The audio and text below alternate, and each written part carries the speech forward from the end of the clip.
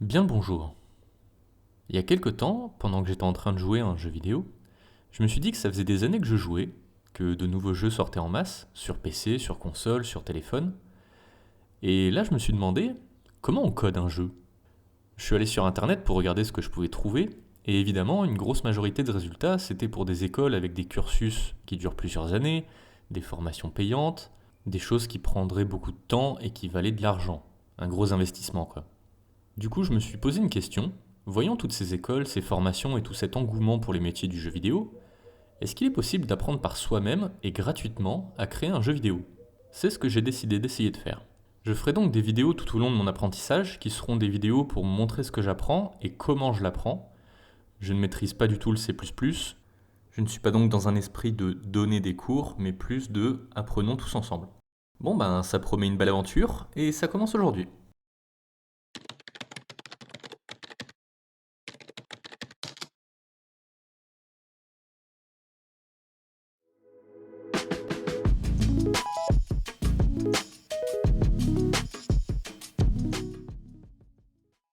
La première grosse question à laquelle je me suis confronté, ça a été, bon ok je veux créer un jeu, ça veut dire qu'il va falloir apprendre à coder, ok, mais dans quel langage?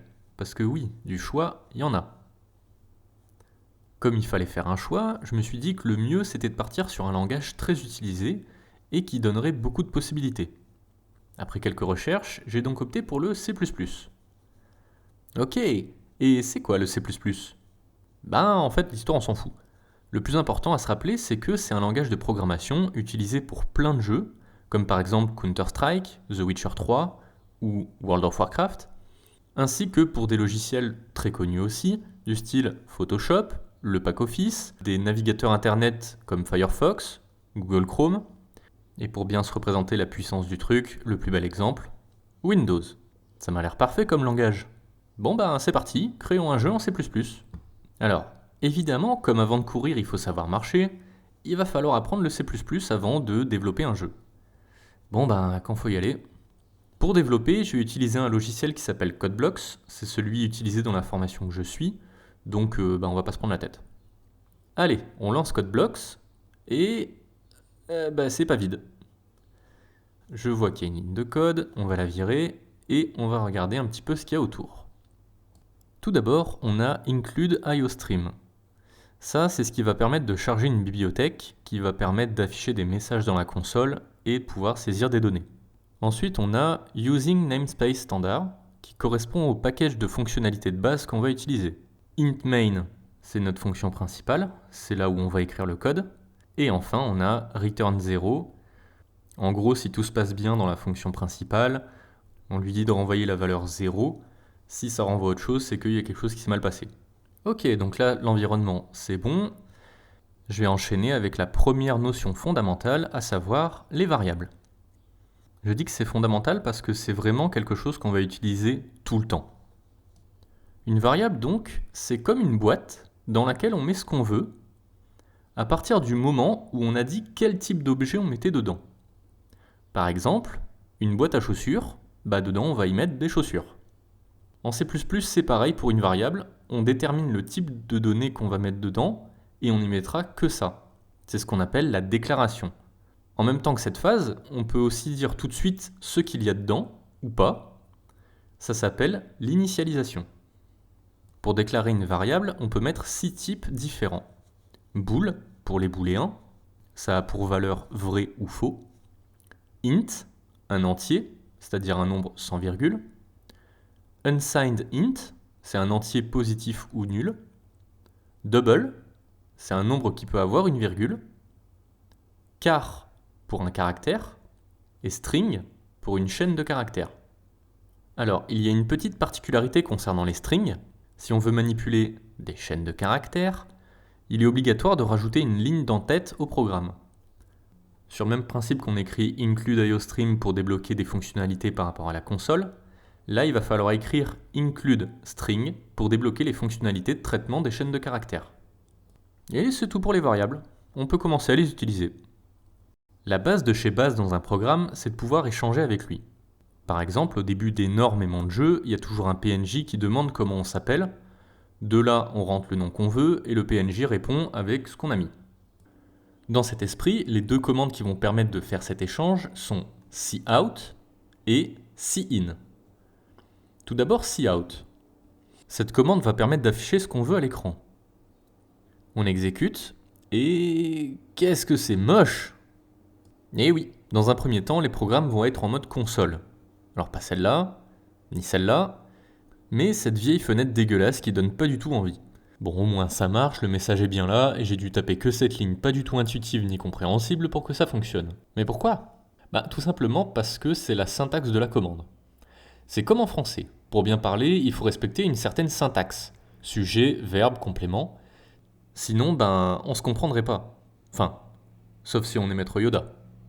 En C++, c'est pareil. Il y aura des syntaxes à respecter, et pour cout, c'est celle-là. On va la regarder vite fait. Donc on a l'appel de la fonction, cout, on a des chevrons. Pour pas l'oublier, on peut se représenter le fait que l'information est transmise à cout pour être montrée à l'écran. Ensuite, on a le message qu'on veut afficher à l'écran. Et enfin, on termine par un point-virgule. Le point-virgule, il est là pour clôturer une instruction. Et si on ne le met pas, tout simplement, le programme ne fonctionnera pas et il y aura un message qui dit qu'il manque un point-virgule. Ok, jusque-là, rien de très compliqué, tout va bien. Ensuite, l'autre commande, c'est cin.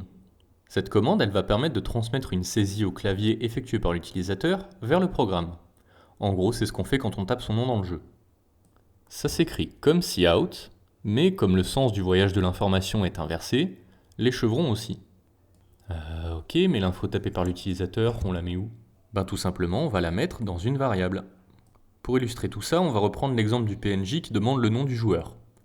Je vais rester simple et je vais utiliser uniquement la déclaration d'une chaîne de caractères pour ce premier exemple. Je vais donc déclarer ma variable avec le type string. Donc, je déclare ma variable.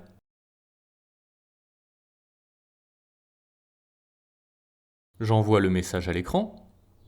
Petite info supplémentaire en passant, je rajoute NL à la fin de mon cout pour faire comprendre à la commande tout simplement de revenir à la ligne, pour éviter que toutes les informations soient collées.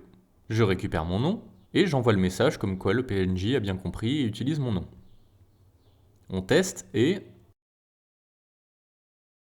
Yes, ça marche! Allez, encore un exemple.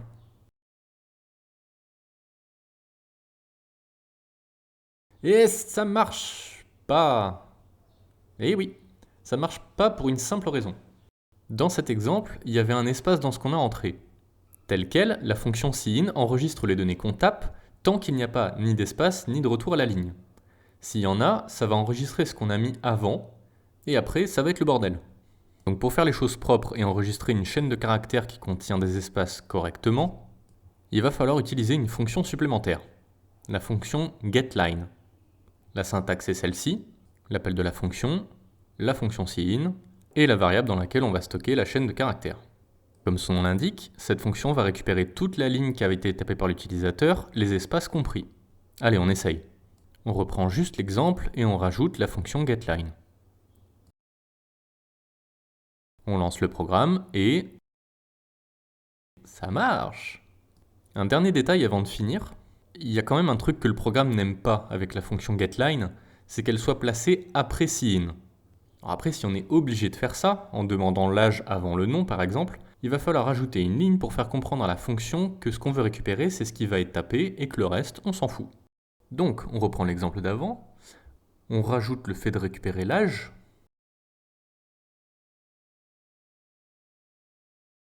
et on rajoute la fameuse ligne sign.ignore pour faire comprendre à la fonction getLine qui arrive juste après de seulement récupérer le nom qu'on va taper.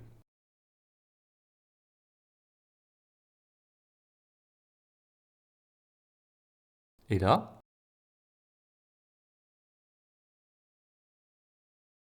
ça marche! Merci d'avoir suivi cette vidéo, j'espère que ça vous a plu et on se retrouve bientôt pour continuer d'apprendre le C++.